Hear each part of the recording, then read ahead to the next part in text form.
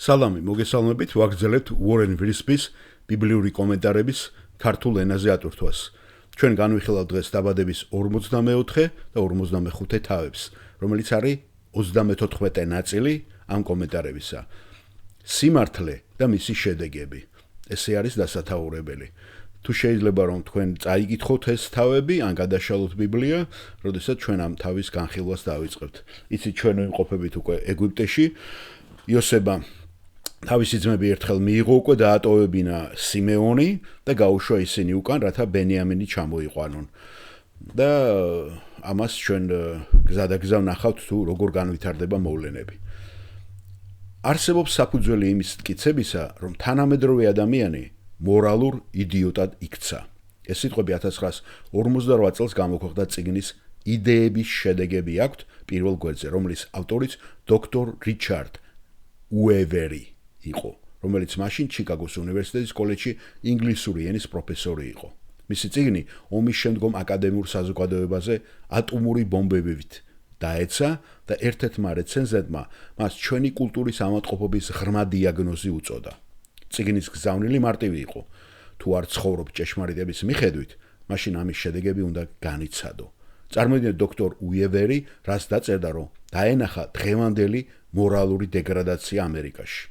ჩვენ დროში საზოგადოებამ არამხოლოდ უარყო ჭეშმარიტება, არამედ აღარც კი სჯერა მისი შედეგების. დღევანდელ სამყაროში ჭეშმარიტება არის ის, რისიც შენ გსურს რომ დაიჯერო და თუ არასწორ ამის გჯერა, შედეგებზე უკვე აღარც უნდა ინერეულო. ჭეშმარიტება არ არსებობს, იქიდან გამომდინარე, რომ უკვე მორალური აბსოლუტები უბრალოდ აღარ არის. შეგიძლია გააკეთო ის, რაც გინდა და დაუსჯელად დარჩე მაინც. როცა რეუბენიანელებმა და გადიანელებმა იორდანეს გაღმა ნაპირზე დარჩენა გადაწყვიტეს, მოსე მათ ასეთ რამეს ეუნება. ეს არის რიცხვთა წიგნში 32 თავში გადმოცემული. უთხრა მათ მოსემ, თუ ასე არ მოიქცევით, შეიარაღდებით და წახვალთ ომში უფლის წინაშე, თითოეულ თქვენგანი შეიარაღებული გადავა იორდანეს გაღმა უფლის წინაშე, ვიდრე არ განდევნის თავის მტრებს თავის პირისაგან და დაპყრობილი იქნება ქვეყანა უფლის წინაშე. თუ ასე არ მოიქცევით, შესწოდავთ უფალს, იცოდეთ რომ თქვენი ცოდვა გიპოვით თქვენ. აი ეს არის, ნახეთ, დღეს უკვე ჩვენ დროში იცოდეთ რომ თქვენი ცოდვა გიპოვით, აღარ მოქმედებს. კიდე მინდა რომ თქვენ საქმის კურსში თუ ვისაც არ ახსოვს ეს მომენტი, როდესაც იპყრობენ და იცით მოსემ იყვება, მერე იესონავე გააგრძელებს იორდანეს აქეთა ნაპირი, ხო, მოაბის ველი ძალიან კარგად ირწყვებოდა და მათ ისინი გადაწყვიტავენ, რომ ჩვენ აქ მოგწონს და აქ დავრჩებითო. ეს რა თქმა უნდა არ მოეწონა არც მოსეს, არც არავის, მაგრამ ერთი პირობით მისანება, თუ ისინი დატოვებდნენ თავიანთ ოჯახებს და თავიანთ გარკვეულ იმას, რა ქვია, წევრებს აქეთა მხარეს, ლაპარაკია რეუბენი, გახსოვთ რეუბენი უფროსი შვილის ტომი და გადის. რატომღაც ეს ორი იყო და გამოყვებით, დაგვეხმარებით მიწის დაპყრობაში და მერე დაბრუნდებით. ეს ძალიან ბევრ პრობლემას მოუტანს მერე ერთსაც. გარკვეულწილად ეს გავს იმას, როდესაც ლოტი ირჩეს და სოდომთან გახსოვთ აბრაამთან რომ მოდის კონფლიქტი გარკვეულწილად. აი თუ შეგიძლიათ გადახედეთ, ძალიან საინტერესო ადგილია. ტყილა არაფერი არ არის იქ, მაგრამ რა მოიღო აქედან უორენ ვირსის რა მოწონა, რომ თქვენი ცოდვა იპოვით თქვენ, ხო? ეს აღარც მოქმედებსო ადამიანებში ხო? ჩვენ ვიცით რომ ისე მაინც მოქმედებს, ღმერთი თავის კანონს არ შეცვლის, მაგრამ ადამიანების ცნობიერებაში უკვე ამას აღარანაირი ძალა აღარ აქვს. და ლაპარაკი ამერიკაზე, წარმოგიდგენიათ, როცა ამბობთ ჩვენ საზოგადოებაში ამერიკას გულისხმობს უორენ ვირსბი. არ დაგავიწყოთ ახლა ის 48 წელი იყო, რო ახსენა ავტორი, უორენ ვირსბი წელს ეს 80-იანი წლებია და დღეს ჩვენ 2025-ში ვართ. ასე რომ ვინმე რო იტყვის რომ რაღაცას გამოასწორებს, ამდენი ხანია უკვე ამერიკული საზოგადოება გადაცემულია რისხვას, როგორც ჯონ მაკარტური ამბობს ამას, ხო? ასე რომ მოდით დაუბრუნდეთ ახლა ამ გარჩევას, რას აგრძელებს უორენ ვირსი. ჩვენ საზოგადოებაში უკვე ფეხი მოიკიდა და გაბატონდა აზრმა, რომ არანაირი სიმართლე, არანაირი შედეგები თუ შენ ტყუილსიტყვი არ არსებობს. 22 წლის განმავლობაში იოსების ძმები მიყვებოდნენ ამ ფილოსოფიას და ფრთხილად მალავდნენ თავიანთ ცოდვებს. მათ არ თქვიათ სიმართლე. როგორ ჩანს, ამას მათთვის ჯერჯერობით სერიოზული შედეგებიც არ მოუტანია. გარდა ამისა, მათ არ ეშინოდათ გამოაშკარავებს, რადგან ერთადერთი ადამიანი, ვისაც კი შეეძლო მათ წინააღმდეგ ჩვენების მიცემა, ეს იოსები იყო და ისინი დარწმუნებული იყვნენ, რომ იოსები მკვდარი იყო. მაგრამ სიმართლე აუცილებლად უნდა გამოსულიყო გარეთ, როგორც მათი სიკეთისათვის, ასევე ღვთის მიერ მსოფლიოსათვის ხსნის და მისი გეგმის წარმატებულად ასახსრულებლად. ამ შემაძწუნებელ დრამაში 4 სცენაა, რომელიც ცუდი ამბებით იწყება და ბოლოს კარგი ამბით კულმინაციას აღწევს. პირველი არის დაპირისპირება. ცრუ დობის განადგურება. ესე დაასათაურა პირველიდან მე-13 მუხლებამდე ეს თავი ბატონმა ვორენ ვირსპიმ. იოსებს თავის ბრძნულ გეგმაში კიდევ ერთი სტრატეგია ჰქონდა შემონახული, რათა მიეყვანა თავისი ძმები ჭეშმარიტ მონანიებამდე და ეს მის საყვარელ ძმას ბენიამსაც ეხებოდა. როგორც კი იაკობის ვაჟებმა თვალი აარიდეს თავიანთ ცოდვებს და მოინანიეს, იოსებს უკვე შეეძლო გაემხილა ის, თუ ვინ იყო და ისინი შეიძლებოდა უკვე ნამდვილად შერიგებულიყვნენ. უზომოდ გახარებულები. როდესაც 11-მა ძმამ დატოვა იოსების სახლი, მათ ყველა მიზეზი ჰქონდათ სიხარულისათვის. ისინი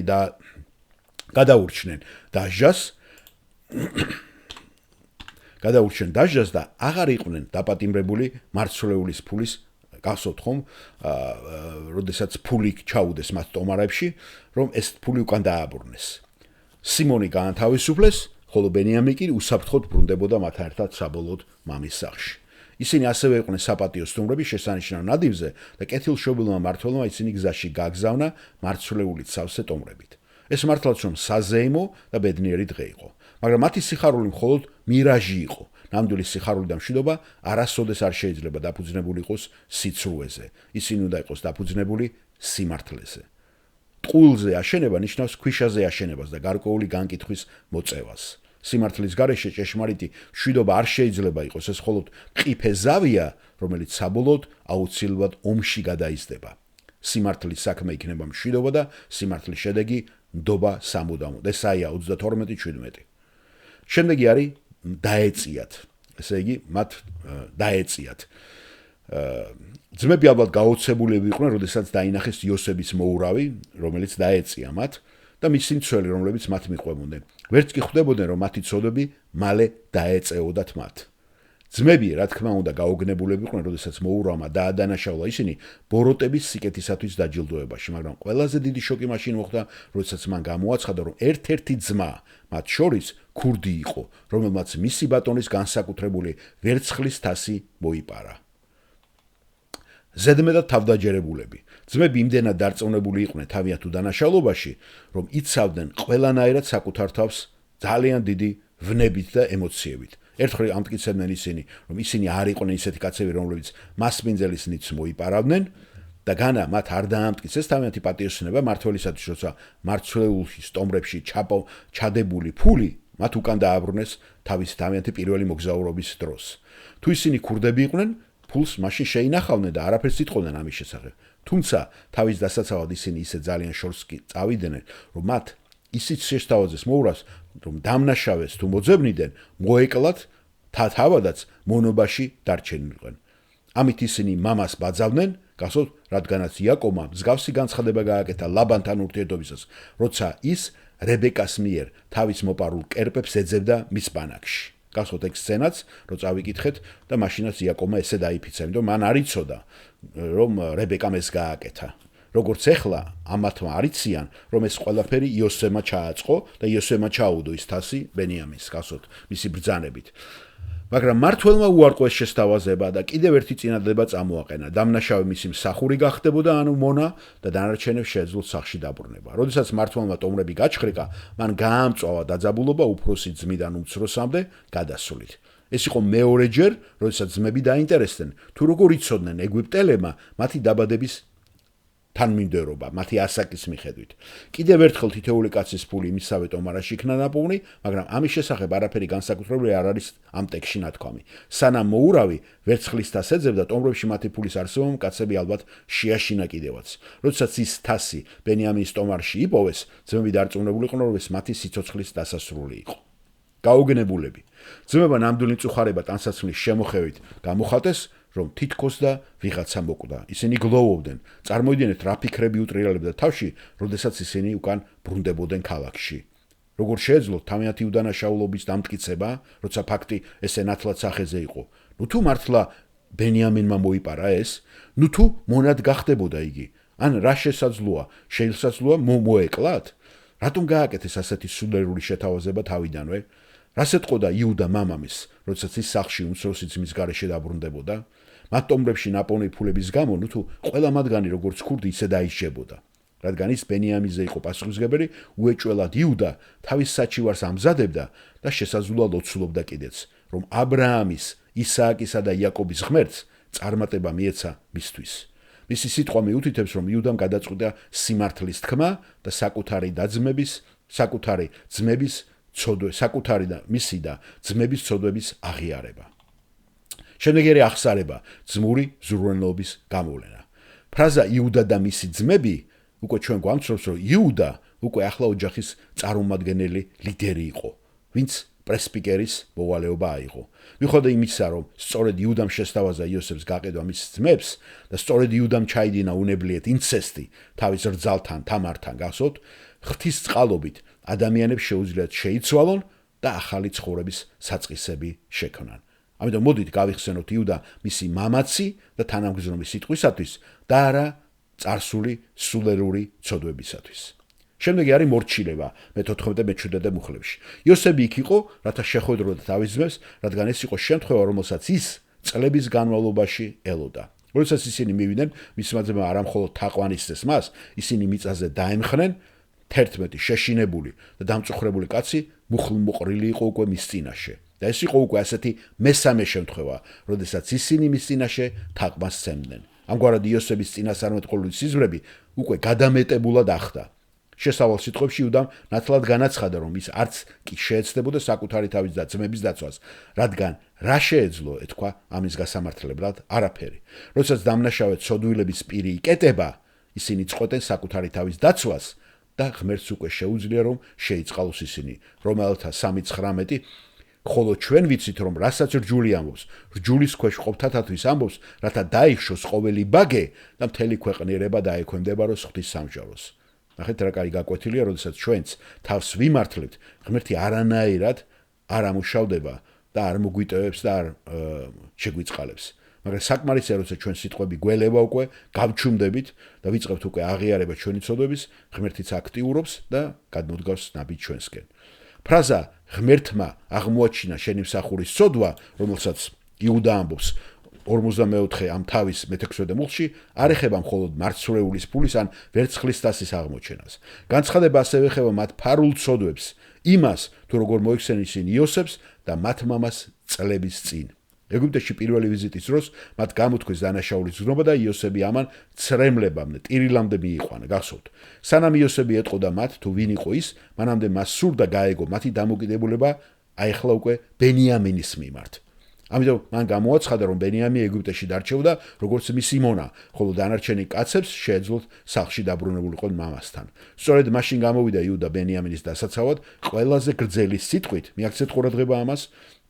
მე ამაზე პოსტიც გავაკეთე, იმიტომ ჩემთვისაც ეს ყურადსაღები იყო, არ მახსოვდა. ყველაზე გრძელი სიტყვით, რომელიც ადამიანის მიერ არის დაწერილი, დაბადების წინზე ალაპარაკი, დაბადების თორე მე კიდევ უფრო დიდი მონოლოგები მოდის. ადამიანების რომელიც ხდება დაბადების წინში და ერთ-ერთი ყველაზე შემაძრწუნებელი სიტყვა, რომელიც ხდება მთლიანად ბიბლიაში. ამ დაცვისას 8-ჯერ იუდამ იოსებს ჩემი ბატონი უწოდა და 13-ჯერ გამოიყენა სიტყვა მამა. იუდას წარმოდგენაც არ ქონა, რომ ყოველ ჯერზე, როცა ის იყენებდა სიტყვას მამა და თავის ძმას ბენიამინს ახსენებდა, იმ კაცის გულს ეხებოდა, რომელსაც მათი მომავალი ბედი თავის ხელში ეკევა, ანუ იოსების. ყოველ ჯერზე, როცა ამას ამბობდა, იოსების გული იკუმშებოდა. იმიტომ მასაც უხაროდა, სიამოვნებდა ერთგვარად, რომ უკვე ძმები ესე განიცდიდნენ თავიანთი ძმის და მამის გრძნობებს. თავდება იუდამ გადახედა მათ ბოლოდროინდელ ოჯახის ისტორიას და შეახსენა იოსებს ფაქტები, რომელიც მან ასევე კარგად იცოდა, როგორც მათ და შესაძლოა იოსებმა უკეთესადაც იცოდა წარსული მათი ცხოვრების, იმიტომ რომ მამა მას ხშირად ელაპარაკებოდა ხოლმე. იუდას მიზანი იყო ბენიამინის განთავისუფლების არგუმენტები მოემზადებინა, რათა მას სახლში მოხუც მამასთან ქონოდა დაბრუნების შანსი. თავდაპირველად ბენიამინი მხოლოდ იმიტომ იმყოფებოდა, რომ იოსებმა მოითხოვა მისი მოსვლა. ქანაანში დაბრუნებული ოჯახები შიმშილით მოკვდებოდნენ, თუ ძმები ბენიამინის სახლში დატოვებდნენ და არ წამოიყვანდნენ. ვარაუდი შესაძლოა იმაში მდგომარეობს, რომ ბენიამინი რომ არ მოსულიყო, შესაძლოა ეს პრობლემები არც მოხდარიყო. შემდეგ იუდამ ნათლად განაცხადა, რომ თუ ბენიამინი ეგვიპტეში დარჩებოდა, მათი მამა მოკვდებოდა და ამის დასამტკიცებლად იაკობის სიტყვებიც კი მოიყვანა. შეგიძლიათ გადახედოთ 42 თავს, როცა იაკობი ამას ამბობს, რომ მე მოკვდებიო. იაკობი და ბენიამინი იმდენად იყვნენ ერთმანეთთან დაკავშირებული სიცოცხლის წყურვილით, რომ იაკობს არ შეეძლო უმცროსი ვაჟის გარეშე ცხოვრება. იცოდა თუ არა იუდამ, რომ ამ ძლიერ ეგვიპტელ მმართველს მის წინაშე ყოფს ორი პატარა ვაჟი ყავდა და იმედოვნებდა, რომ მისი ისტორია მამის გულს შეეხებოდა. იუდას ბოლო თხოვნა იყო ეგვიპტეში დარჩენილიყო, როგორც ბენიამინის შემცვლელი. იუდას, როგორც თავისი უმცროსი ძმის თამდებლად გამოცხადება და მის ადგილას დაკავება, ნამდვილად შეეხო იოსების გულს. იუდა დარწმუნებული იყო, რომ იოსების სიკვდილის მიზეზი თავად იყო და არ სურდა ეხლაც, რომ მამამისის იაკობის სიკვდილის მიზეზიც ასევე ის გამხდარიყო. 20 წელზე მეტი ხნის წინ იუდამ იხილა მამის ღრმა მწუხარება იოსების დაკარგვის გამო და არ სურდა, რომ ეს კიდევ გამეორებულიყო. ეს შემაწუნებელი სიტყვა ნამდვილად ავლენდა იუდას შეშფოთებას როგორც მოხუცი მამის, ასევე უმცროსი ძმის მიმართ. სინამდვილეში იუდა თითქმის ითხოვდა, რომ იოსების მონა გამხდარიყო. ახლა კი გთხოვ, შენი მსახური აქ დარჩეს, ჩემი ბატონის მონად, ყმაწვილის ნაცვლადო. 33 მუხლში ამას ამბობს. იოსების წინაშე მართლაც ახალი იუდა იდგა, კაცი, რომელიც სანდობაც იოსებს უკვე შეეძლო, დადგა დრო, რომ იოსებს მისი თავიც გამოეცხადებინა ძმებისათვის. უნდა შევახსენოთ საკუთარ თავს, რომ იესო ქრისტე არის ჩვენი შუამდგომელი და თავმდები მათთვის, ვინც კი მას მიენდობა. ებრაელთა წერილი 7:22. მან აიღო პასუხისმგებლობა ჩვენზე, რათა უზრუნველყოს, რომ ჩვენ მივიდეთ ჩვენს მამასთან, მამა ღმერთთან. იოანეს 14:1-6.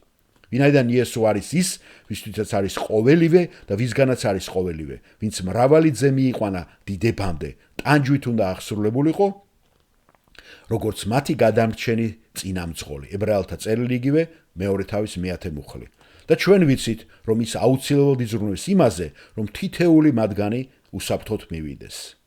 იუდა მზად იყო დაეკავებინა ბენიამინის ადგილი და დაშორებოდა თავის მამას, მაგრამ იესომ სინამდვილეში ჩვენი ადგილი დაიკავა და ჩვენთვის მოკვდა ჯვარზე და შეძახა: ღმერთო ჩემო, რატომ მიმატოვე? აბა, ლამა საბაქთანი. გახსოვთ, მათეს სახარება 27:46. ასე რომ ის არის ჩვენი შუამავალი და თამდები, რომელსაც არ შეუძლია, რომ დაგვაღალატოს. და ის აუცილებლად მიგვიყვანს ჩვენს მის მამამდე. თანაგრძნობა, მადლიანი პატიების დემონსტრირება. ეს უკვე გადავდივართ 45 თავზე, პირველიდან მე-15 მუხლები. რადგან ეს ოფიციალური შეხვედრა იყო და აქ სხვა ეგვიპტელი ოფიცრებიც იმყოფებოდნენ, როდესაც ის დიდი ხნის ოჯახური პრობლემის მოგვარებას უკვე აპირებს, იოსებს სურდა, რომ მის ძმებთან ის სრულიად მარტო დარჩენილიყო.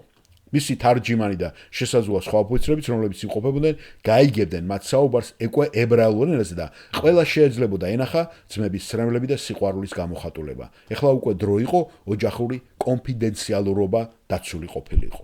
აღიარება. პირველი და მე-4 მუხლები. მარტივი ფრაზა მე ვარ იოსები ჭექა ხუხილივით აფეთქდა მათ ყურებში და შიშის მოუტანა მათ გულებს.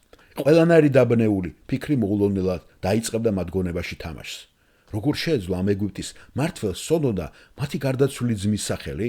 რატომ ამტკიცებს, რომ ის არის ის, ვინც მათი აზრით უკვე მკვდარია?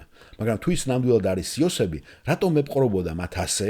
რას გააკეთებს მათ დასაჟილად იმ ცოდვების გამო, რაც მათ ჩაიდინეთ, ასე რომ ისინი გაოგნებული, სრულიად დამუჯებულები იყვნენ. მე-19 მუხლი. ხოლო ჩვენ ვიცით, რომ რასაც რჯული ამბობს, რჯულის ქვეშ ყოფთათვის ამბობს, რათა დაიხშოს ყოველი ბაგე და მთელი ქვეყნიერება დაექვემდებაროს ღვთის სამჯაროს. იგივე რომაელთა 3:19, რომელიც ადრეც იყო ხსენები, ხო?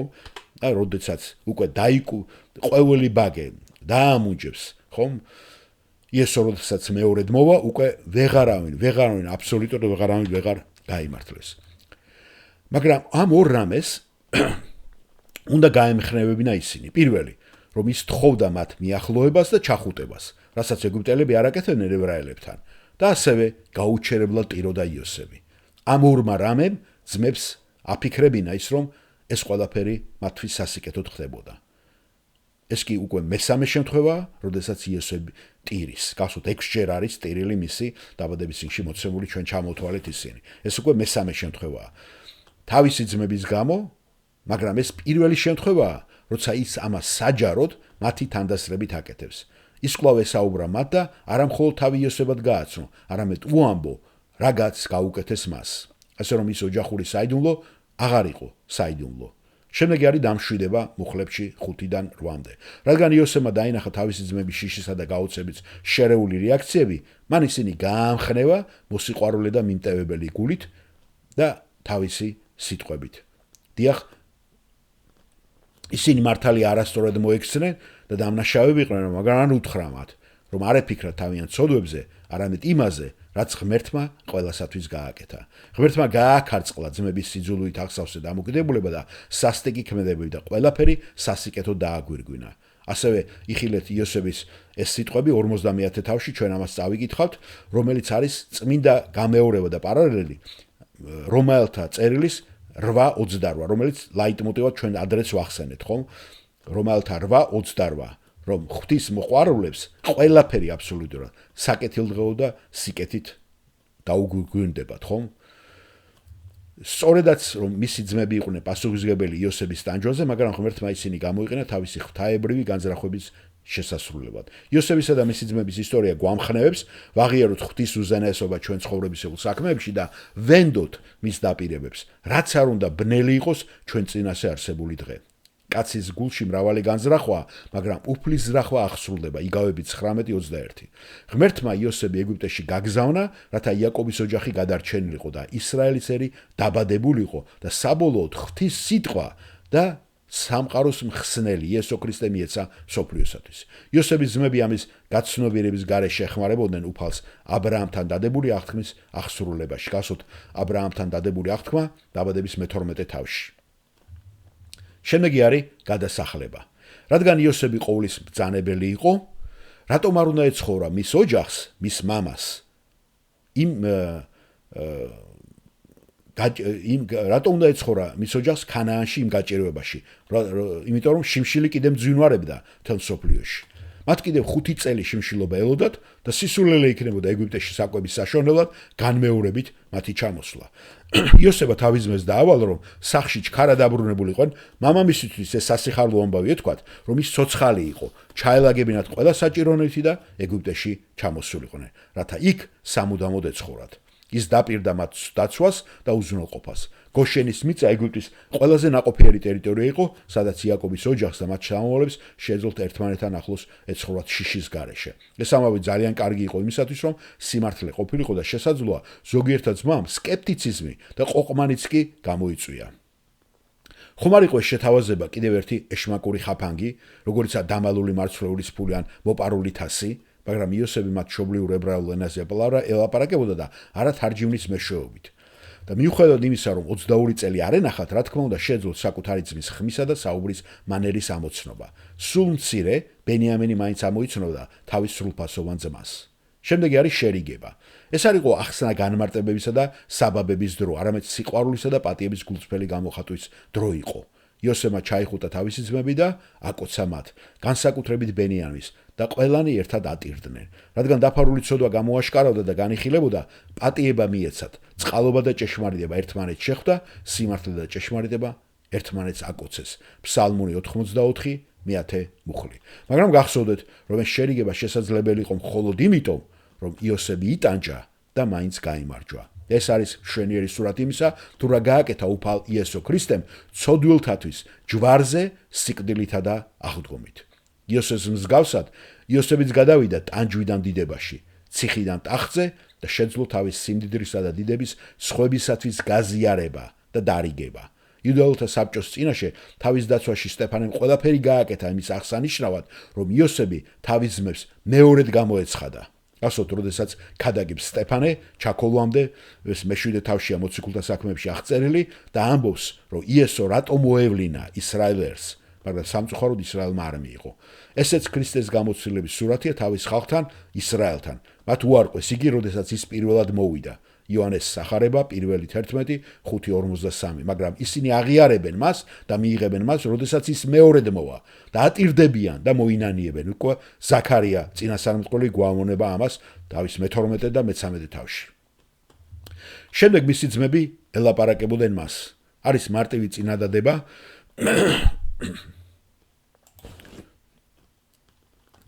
რომელიც ბევრ რამეს ამბობს იმით, რასაც ის აღწერს. როდესაც იოსების სახლში მოზარდი იყო, მის ძმებს ის იმდენად ზულდათ, რომ მასთან საუბარიც კი არ უნდოდათ. მაგრამ ახლა, როდესაც ისინი შერიგდნენ და პატიობენ, მუსი კომუნიკაცია უკვე აღდგა და შესაძლებელი იყო. ჩვენ გვაქვს ყველა საფუძველი ვიფიქროთ, რომ მათ ბოდიში მოიხადეს იმ მოპყრობისათვის, რაც მათ ჩაიდინეს და რა თქმა უნდა, იოსებს აცნობის ოჯახური ამბების შესახებ და განსაკუთრებით მამამისის იაკობის მდგომარეობის შესახებ. გაუცხოებული ძმებისა და დების შერიგებამ უნდა გამოიწვიოს აღდგენილი მეგობრობა და სიხარულით სავსე ზიარება. გახსოვთ მეორე კორინთელ წელში პავლე მოციქული როგორ არიგებს კორინთოს ეკლესიას, მეორე თავის პირველიდან მე-11 მუხლებამდე. იოსებმა არ დააკავა თავისი ძმები, მან თავისუფლად აპატია მათ და მიიღო ისინი თავის გულში და თავის სახლში. შეუძლებელი არ შეადაროთ ის, თუ როგორ მოექცა იოსები თავისი ძმების სოდვებს და როგორ მოექცა მეფე დავითი თავისი ვაჟების სოდვებს, რომელიც მეორე მეფეთა მე-13 თავში არის გადმოცემული. მე-13-დან მე-19 თავში მთლიანად შეგიძლიათ ეს ადგილი გადახედოთ. 13-დან 19 თავამდე აღწერილია მთლიანად დავითის დამოკიდებულება, იცით ხო, თავისი ვაჟების სოდვებისადმი, როცა ღმერთი მას აპატიებს, მაგრამ მის სოდვებს შედეგები მოყვება და საშინელი შედეგები.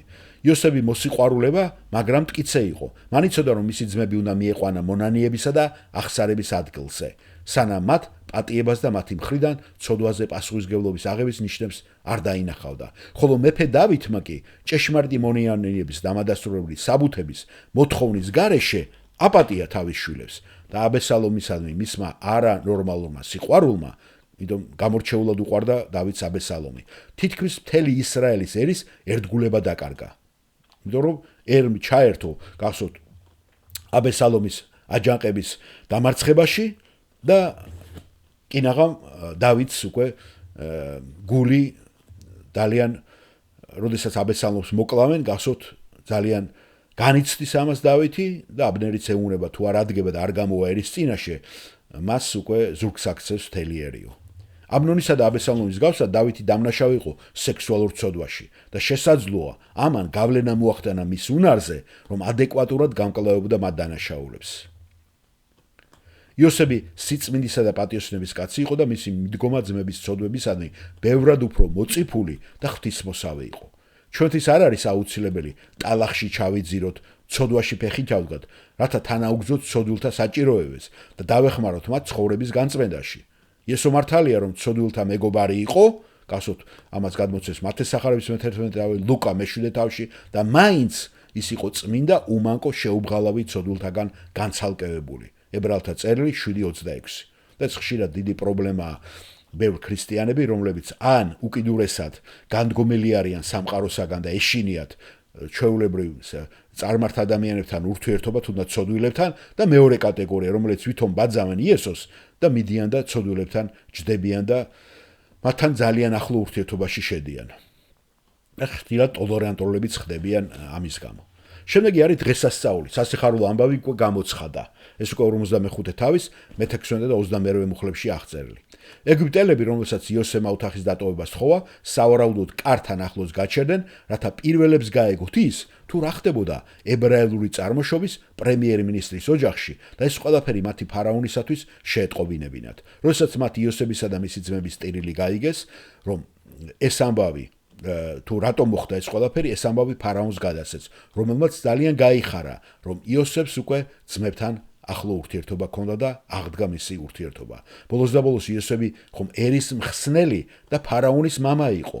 აი ეს სიტყვაც მე არ მახსოვდა ტერმინი, რომ ჩაიხედათ თქვენ მიხვდებით, რომ ასე ახასიათებს იოსები თავის თავს, რომ ღმერთმა ფარაონის მამადაც აქცია. ეხლა არ ვიცი ასაკით როგორ იყო განსხვავება, მაგრამ მამა ესე იგი მფარველი, მხსნელად.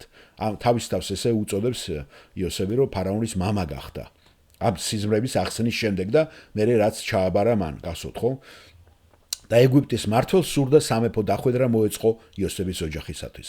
შემდეგი არის დაპირებები. იოსებმა უკვე უთხრა თავის ძმებს, რომ ეგვიპტეში გადმოსულიყვნენ საცხოვრებლად. ამიტომ სავარაუდო რომ მან და ფარაონმა ადრევე უკვე განიხილეს ეს იდეა და ფარაონმა დაამტკიცა კიდევაც ეს. ფარაონის სიტყვამ არა მხოლოდ დაადასტურა იოსების დაპირება, არამედ მათ კიდევ უფრო მეტ რამეს დაპირდნენ.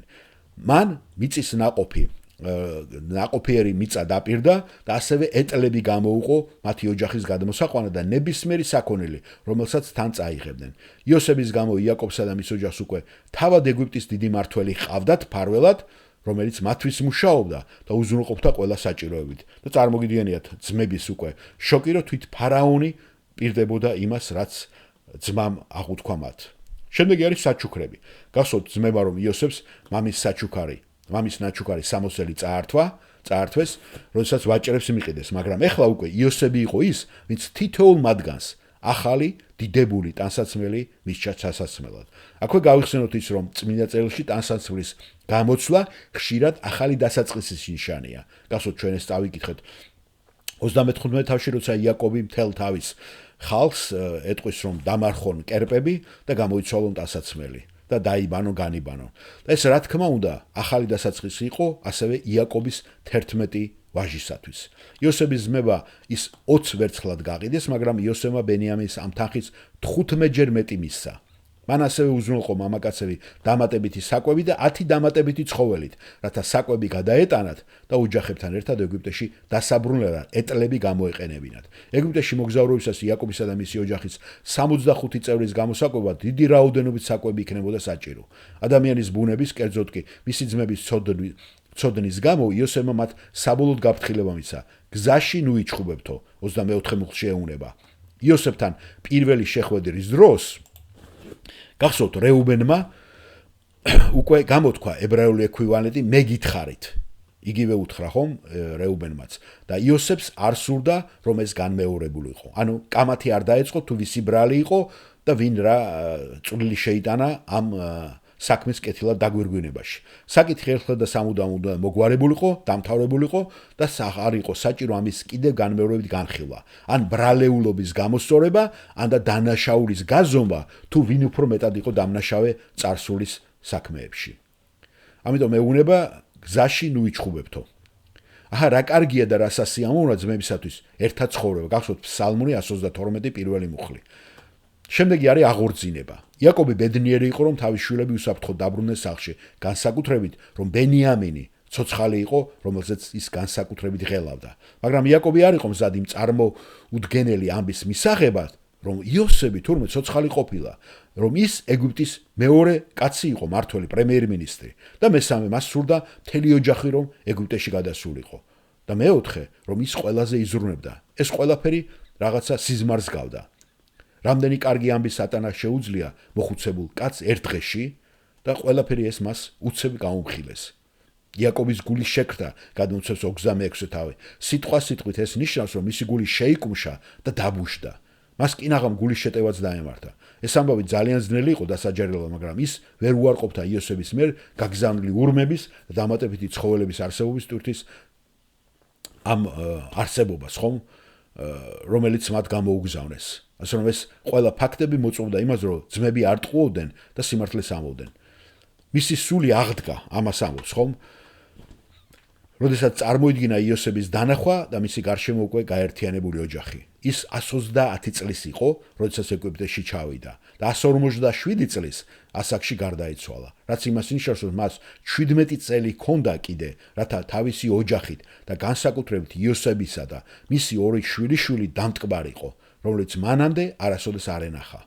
ძმება რა თქმა უნდა მამას უთხრეს სიმართლე იმის შესახებ თუ რა გაუკეთეს იოსებს და რა თქმა უნდა იაკობს თხოვეს პატიება 22 წლის განმავლობაში, რომ ის იტანჯებოდა და წუხარებით იყო მოცული მისი სული. სავარაუდოა, რომ მოხუცი დიდად არ გაკვირებულა მათი აღიარებით, რადგან მთელი ამ ხნის განმავლობაში მას ყოველთვის ეჭვიეპარებოდა, რომ მისი ვაჟები გულში რაღაც ბნელ საიდუმლოს ინახავდნენ. 17 წლის შემდეგ სიკვდილის წინ იაკობს სასამართლოში ექნებოდა დრო, როდესაც ის შეკრებდა თავის შვილებს და ეტყოდა მათ თითოეულ შესახებ სიმართლეს საკუთარ თავზე და ღვთის გეგმებს მათი მომავლის შესახებ. გასult მათი ცნობილია ეს იაკობის დალოცვა თავისი შვილების და გაფრთხილებაც ალბათ, ხომ?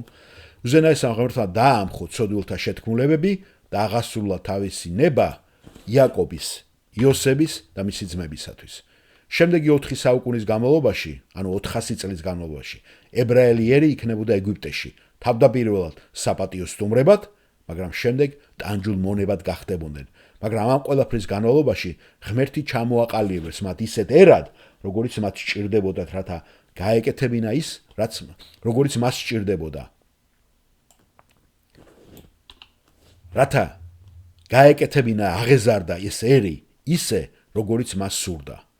ო ღვთის სიმდიდრის, სიბრძნისა და ცოდნის სიღრმე, რა შეუცნობელია მისი განკითხვა და მისი გზები მიუწვდომელია, რომელთა წერილი 11:33. შემდეგი არის შენიშვნები. ღვთისმოსავი მორწმუნე კაცი როგორც იოსები იყო, არ გამოიყენებდა მკითხაობის არც ერთ ფორმას და არ სჭირდებოდა. გასult როცა ამბობს თასი, როცა აღმოუჩენენ, რომ როცა დააბრუნებს თავის ძმებს და თასი აღმოაჩნდება და იესები ეტყვის რომ არ იცოდითო რომ მე გრძნეული და მკითხაობის უნარიც ჰქონდაო და ამას ახლა შენიშვნებში განმარტავს ჩვენი ვორენ ვისპი რომ მას არ ჭირდებოდა ეს. ღმერთი ვერასოდეს დაამტკიცა და იმას, რაც მოგვიანებით კანონით აკრძალა. იცით რომ მე ლევიტელთა წიგნში 19 თავში, რიცხვთა წიგნში 23-ში, მეორე რჯულში ეს პრაქტიკა აკრძალული აქვს. ასე რომ ამას არის ახლა რომ გვახსენებს რომ ეს არანაირად იოსები ამას არ გააკეთებდაო. მკითხაობა მხოლოდ შეთქმულების ნაწილი იყო, ეს უბრალოდ მან იმას აქნა რა ქვია, ჩაიფიქრა რომ მieყვანა იმ კონდიციამდე, ხომ, შეეშინებინა კიდე ძმები. ამ დროისათვის ეს უკვე ძმები დარწმუნებული იყვნენ რომ მის ბატონს უკვე ყველაფერი იცოდა, ხო? მისმა ძმებმა ყველაფერი იცოდნენ. შემდეგი არის ავტორიზებულ ვერსიაში მოცემული ფრაზა ღმერთმა ნუქნას, უკეთესად ითარგმნა როგორც შორს იყოს შენი მსახურები ასეთი რამის გაკეთებისაგან. ებრაელი ხალხი ფრთხილობდა, რომ ფიცის დადებისას ღვთის სახელი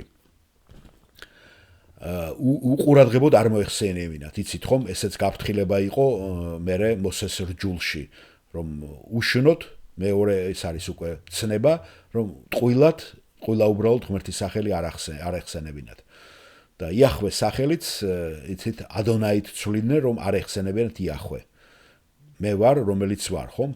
მესამე, სიტყვა იეჰოვა ამ თავში 8-ჯერ მეორდება. უკაცრავად, სიტყვა იპოვა ამ თავში 8-ჯერ მეორდება. მუხლები 8, 9, 10, 12, 16, 17, 34. აი ეს მიაქცეთ ყურადღებას, სიტყვა იპოვა 44 თავზეა ლაპარაკი. ფრაზა მოდი მამაჩემო ებრაულ ნიშნავს იპოვე მამაჩემი. მეოთხე, სტეფანემ ასევე აღნიშნა რომ ებრაელებმა უარყვეს მოსე, როდესაც მან პირველად შესთავაზა დახმარება. გახსოვთ მოციქულთა საქმეებში მე-7 თავში სტეფანე როცა ყვება ებრაელური ერის ისტორიას, ასე ამბობს. მაგრამ მიიღეს მისი ხელმძღვანელობა, როდესაც ის მეორედ მოვიდა. გახსოვთ ხომ? როდესაც მეორედ ბრუნდება უკვე იღებენ და ეს პარალელია ზუსტად იესო ქრისტესი, რომ პირველ მოსვლაზე იესო არ მიიღეს, უარყვეს, ხოლო მეორედ მოსვლაზე უკვე მას მიიღებენ და აღიარებენ. მეხუთე შენიშვნა, შესაძლოა ეს ფული იყო ერთგვარი გამოსყიდვის საფასური განაწყებული მხარისაგან, რათა ეთქვა რომ ყველაფერი ახლა პატიებული იყო და ეს საკითხი აღარასოდეს აღარ უნდა წამოჭრილიყო. როგორც ტანსაცმელი, ასევე ფული რა თქმა უნდა იოსებთან დარჩა ეგვიპტეში და მოგვიანებით მოითხოვეს, როდესაც ოჯახი ახალ სახლში ჩავიდა. არ იყო საჭირო არც ერთი საჩუქრის წაღება ქანაანში და შემდეგ ეგვიპტეში უკვე დაბრუნება. ასე რომ ეს რაღაც მინიშნებაც ესეც აღმოჩენა რომ ის ფული და ტანსაცმელი ვითომ დატოვეს იქ ეგვიპტეში. მეექვსე, ებრაული სიტყვა რომელიც ახალ King James-ის თარგმანში თარგმნა როგორც დაცემა ნიშნავს კანკალს, ცახცახს, მიუხედავად იმისა რომ სიტყვა შეუძლია აღწეროს პირადი შფოთვა, რამაც შეიძლება ოჯახურ კამათში გადაიზარდოს. ის ასევე შეიძლება ეხებოდეს ძმების გულებში სიმშვიდის ნაკლებულობას. ხედავთ? ეხლა ისმის კითხვა, რაზე შეიძლება შეშფოთებულიყვნენ ისინი? პირველი, მათი ხანდაზმული მამის რეაქცია როგორი იქნებოდა იოსების სიცოცხლის, რომ იოსები ცოცხალი იყო ამის შესახებ. და შესაძლოა ეს იმდენად შოკში ჩაეგდო მამა, ხო, რომ ის მომკვდარიყო. მეორე, მათი ვალდებულება იაკობისათვის სიმართლე ეთქვათ, რაც იოსებს გაუკეთეს. მესამე, და როგორი მოქმედებდა ეს აღიარება იაკობსა და მათ ურთიერთობაზე. ხომ? მეოთხე, შეშფოთება იმის შესახებ, შეიცვლიდა თუ არა იოსები ას და გადაწყვიტავდა, რომ არ ეპატიებინა მათთვის, ამაზე იყო ეს ლაპარაკი. ეს არის შენიშვნები, რომელიც ვორენ ვისიმ კიდე დაამატა ამას, რომელსაც დაარქვა ამ 34 ნაწილს სიმართლე და მისი შედეგები. მადლობა მოსმენისათვის.